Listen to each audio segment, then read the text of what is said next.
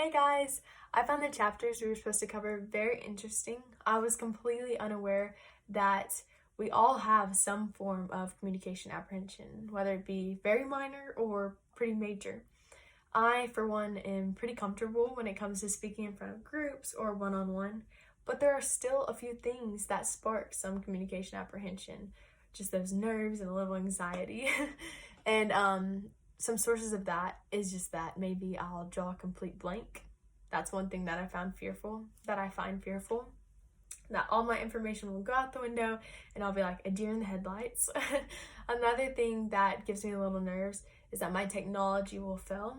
I'm not very good with technology, so if that were an issue, I think I might get really flustered and then I would stumble over my words or whatever the case may be.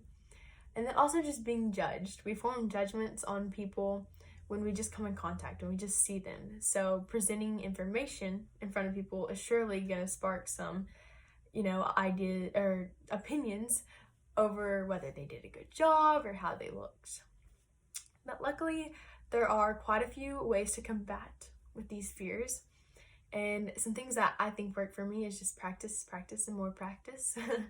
Every time I do a speech, I can feel myself getting more confident and more familiar with the words that I'm going to present and deliver. Also, stretching, just like a runner before a big race, it's awesome to just get a minute to clear your mind and stretch those muscles and just prepare for the race ahead. I think the same thing can be with before you deliver a speech.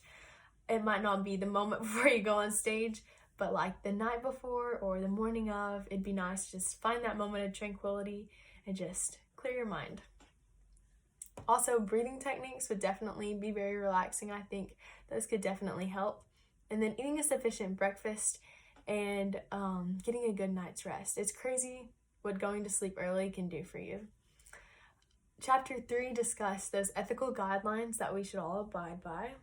And we all want this class to be successful, so some of those guidelines that will ensure that are just choosing the right topic.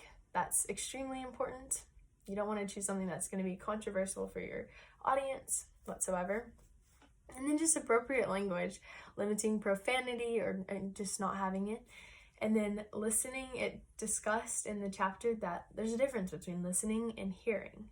And people have devoted and worked very hard on their speeches, so I think it's important that we all listen and just really take in their information that they're providing. And another one was keeping an open mind. I think that's so important because we all come from different backgrounds. No one has the same experiences, so we can learn from what they're saying. So we just have to keep an open mind. Thank you.